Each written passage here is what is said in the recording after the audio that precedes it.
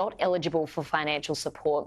Joining me now is Shadow Home Affairs Minister James Paterson. James, thank you for your time. The Albanese government hasn't formally designated October 7 as an overseas terrorist act, and they're yet to respond to Andrew Hastie's letter asking them to do so.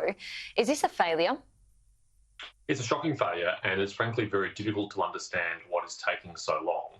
This attack on the 7th of October happened more than 3 months ago. I think anybody with eyes and ears who saw what happened can understand it's a terrorist attack. It should be a straightforward process to declare it a terrorist attack, as the Australian government has done on dozens and dozens of occasions before, for small and large terrorist attacks all around the world that affect Australians or Australian interests.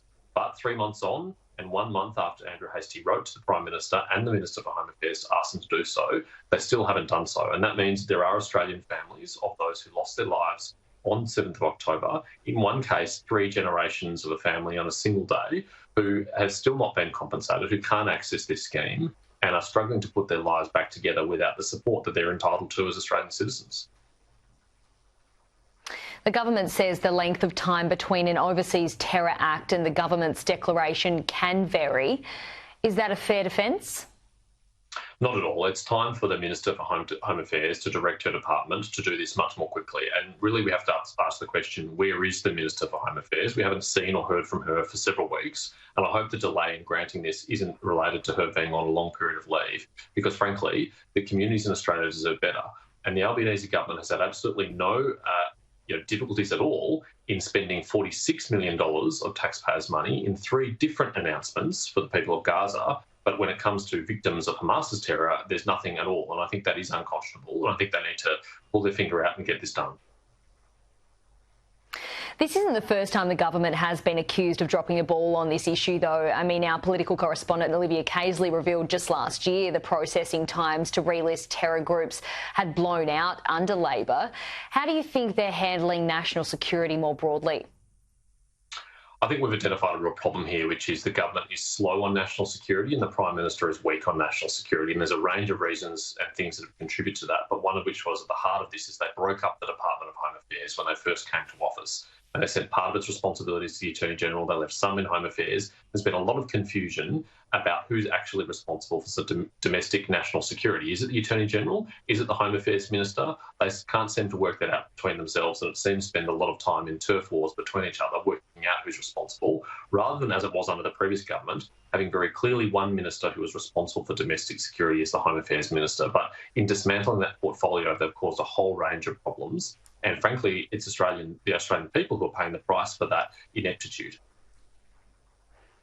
The Houthis also haven't been designated as terrorists by the Australian government. Should they be? Absolutely, they should be. And I wrote to the Minister for Home Affairs and the Attorney General more than a week ago asking them to do so. Since then, the United States has redesignated the Houthis as a terrorist organisation.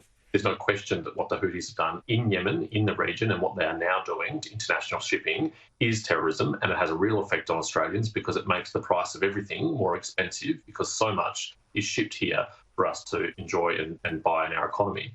And if the Albanese government is still unwilling to provide a naval vessel to our US and UK allies to contribute to that Operation Prosperity Guardian, then at least one thing we could do is to declare the Houthis as a terrorist organisation.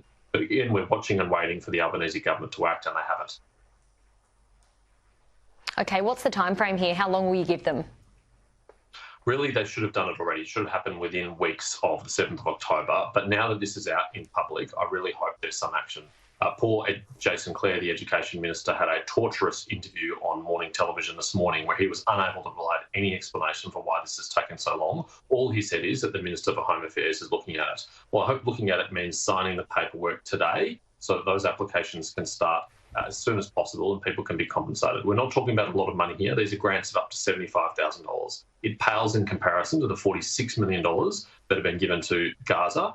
And frankly, there's not as much risk here that it's going to be misspent by terrorist organisations, which our donations to Gaza do carry. So there is no excuse for the delays. It should be done today. OK, Shadow Home Affairs Minister James Paterson, thank you for your analysis today.